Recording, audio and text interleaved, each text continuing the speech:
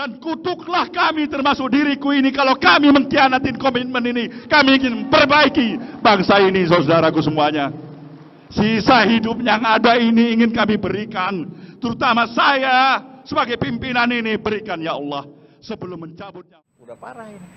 Makanya saya katakan bahwa saya kemarin tuh mengatakan ini kader Nasdem harus cepat-cepat keluar dari Nasdem. Bang, jangan gitulah. Loh, enggak, nah ini ada. Saya kasih tausiah sedikit. Karena Pak Surya ini sudah mengatakan, ya Allah, ya kan? Laknatlah kami. Kata kami loh. Berarti jamak ini.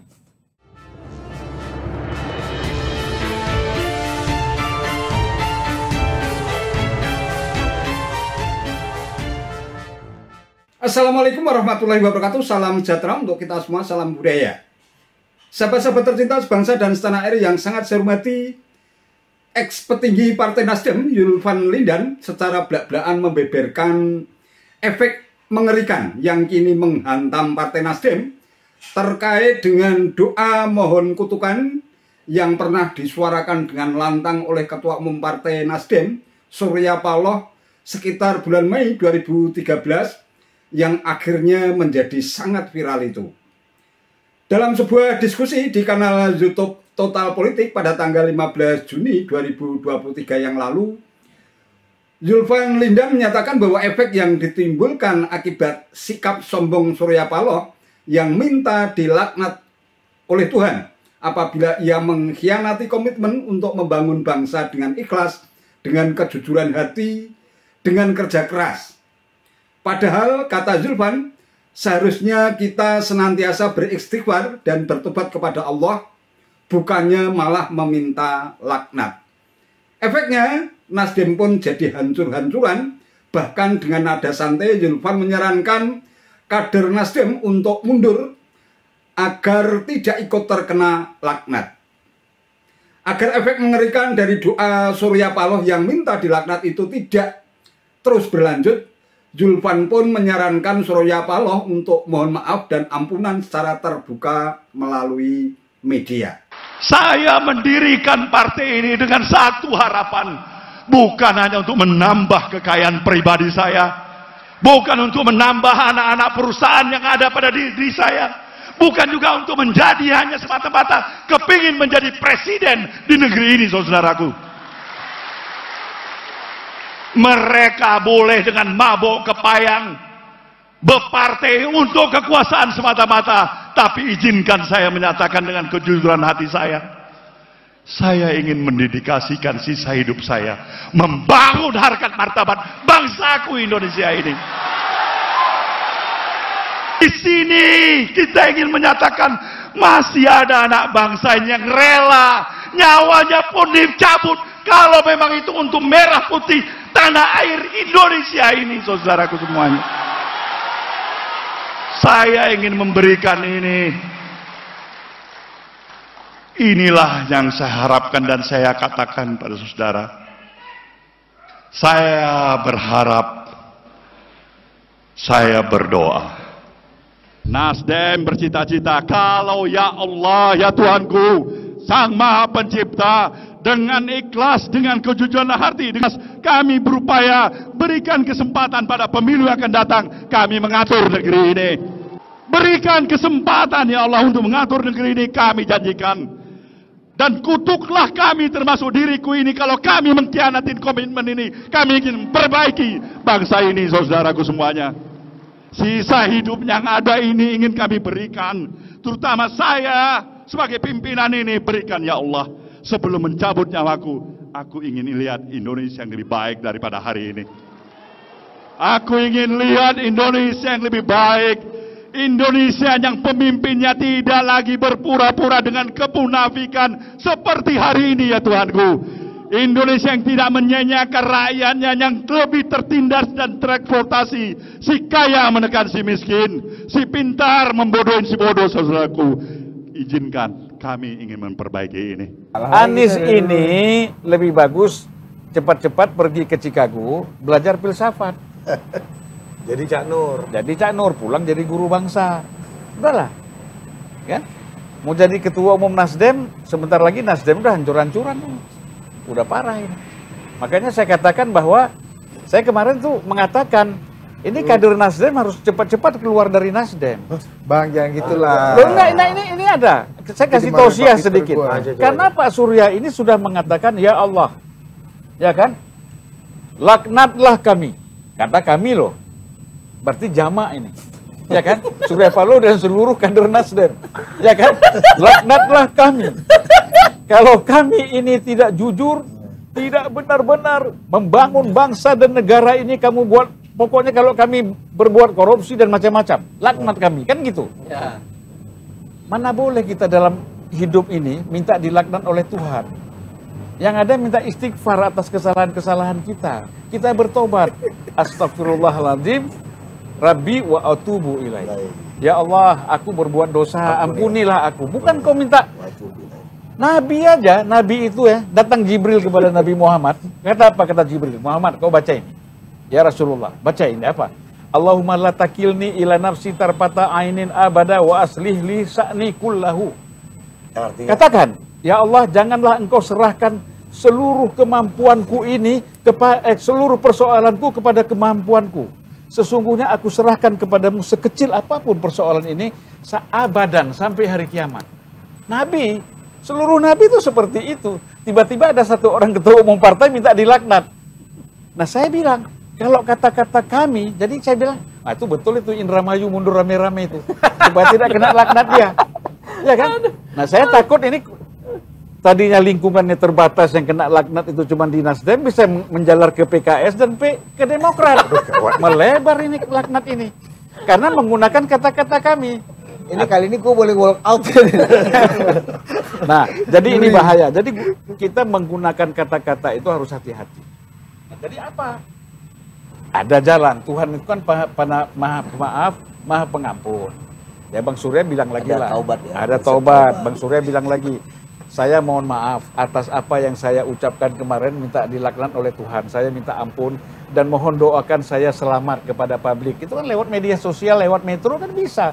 Nah, sehingga apa? Aman itu ke depannya karena sudah minta ampun sama Tuhan nih. Jangan sombong, ya kan? Sombong sama Tuhan bahaya. Iya. Aku bikin kau lupa diri, kata Tuhan. Oh, kau sombong sama aku. Tuhan bilang, kalau kau lupa sama aku buat kau lupa diri. Ya, ini lupa diri. Iya. Oh.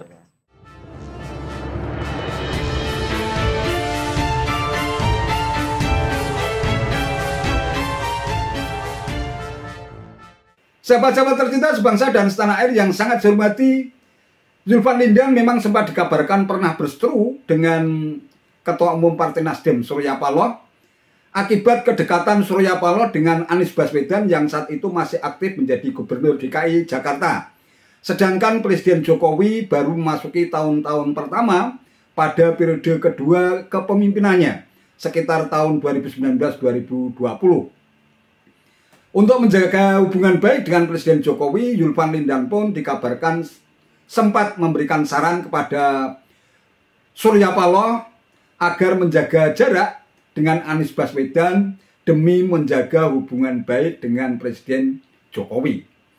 Namun tampaknya saran itu tidak pernah digubris, bahkan malah membuat Surya Paloh murka hingga akhirnya Zulfan Lindan ditendang dari Partai Nasdem. Menurut Zulfan, keputusan pemecatannya itu sebagai tanda kekhawatiran Surya Paloh takut kalau Jokowi marah kepada Partai Nasdem. Namun Surya Paloh justru malah makin dekat dengan Anies Baswedan hingga akhirnya mendeklarasikan sosok Anies Baswedan ini sebagai bakal capres di Pilpres 2024 pada tanggal 3 Oktober 2022.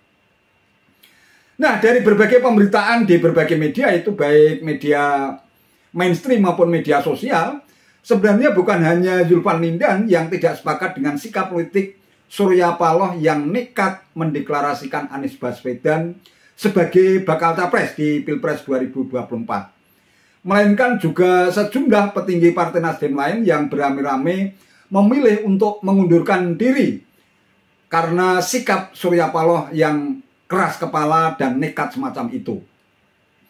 Namun tampaknya Surya Paloh tetap cuek.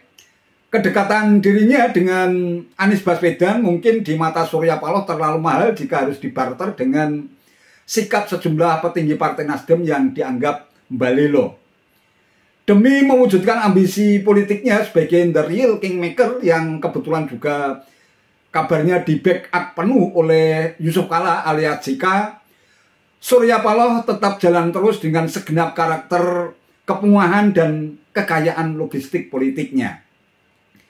Surya Paloh pun makin tidak intens berkomunikasi dengan Presiden Jokowi, bahkan makin terang-terangan menunjukkan sikap politik yang berseberangan dengan Presiden Jokowi, meskipun sejumlah kadernya tetap bertahan di istana sebagai menteri. Nah, sikap politik keras kepala dan pongah Surya Paloh tampaknya mulai menuai badai ketika sekjen yang kebetulan juga menjadi Menkominfo, Johnny G. Plate, ditetapkan oleh Kejaksaan sebagai tersangka dalam kasus dugaan korupsi jumbo BTS Poki yang disebut-sebut merugikan keuangan negara senilai 8 triliun rupiah lebih pada tanggal 17 Mei 2023 yang lalu. Surya Paloh pun murka dengan menyatakan bahwa borgol di tangan Johnny G. Plate itu terlalu mahal kalau harus dikaitkan dengan dugaan kasus korupsi. Paloh pun menantang Kejaksaan Agung untuk membuka dan mengungkap kasus tersebut secara terang benderang. Turbulensi politik pun makin kencang menghantam kubu oposisi, khususnya yang tergabung dalam koalisi Perubahan untuk Persatuan yang terdiri dari Partai Nasdem, PKS, dan Demokrat. Demikian juga para pendukung dan simpatisan Anies Baswedan. Mereka dengan lantang berteriak bahwa upaya istana untuk menjegal Anies itu bukan isapan jempol. Badai makin kencang menghantam Nasdem ketika muncul kabar bahwa Ketua DPD Partai Nasdem Indramayu, Jawa Barat, beserta ratusan ribu pendukungnya mundur secara berjamaah terkait dengan isu mahar politik senilai 3,5 miliar rupiah untuk menebus nomor urut pencalekan. Tidak lama kemudian muncul kabar santer bahwa Menteri Pertanian Syahrul Yassin Limpo yang juga kader Nasdem bakal ditetapkan sebagai tersangka oleh Komisi Pemberantasan Korupsi atau KPK. Dari sisi ini bisa jadi benar apa yang disampaikan oleh Zulfan Lindan bahwa doa Surya Paloh yang minta dilaknat telah membuat Surya Paloh lupa diri sehingga badai demi badai menghantam Partai Nasdem. Dan efeknya tidak hanya berimbas pada Partai Nasdem yang mulai hancur-hancuran, melainkan juga bisa berefek dahsyat pada bubarnya koalisi perubahan yang bisa meluluh lantakkan obsesi besar Surya Paloh dan Anies Baswedan untuk bisa melaju dalam kontestasi Pilpres 2024. Apalagi kabar yang santer terdengar belakangan ini, Partai Demokrat bakal mengevaluasi dukungannya kepada Anies Baswedan jika bakal cawapresnya tidak segera diumumkan. Nah, yang tidak kalah mencemaskan adalah antara Partai Demokrat dan PDIP yang hampir 20 tahun lamanya berseteru malah mulai menjalin kemesraan melalui pertemuan antara Ketua DPP PDIP Puan Maharani dengan Ketua Umum Partai Demokrat AHY pada hari Minggu 18 Juni 2023 di Kompleks GBK. Apakah kondisi carut-marut semacam itu makin membuktikan bahwa kutukan dan laknat yang diminta Surya Paloh itu telah menjadi kenyataan akibat sikap pungahnya yang telah membuat dia lupa diri? Wallahu a'lam bishawab. Itu saja yang bisa saya sampaikan. Terima kasih atas perhatiannya. Wassalamualaikum warahmatullahi wabarakatuh.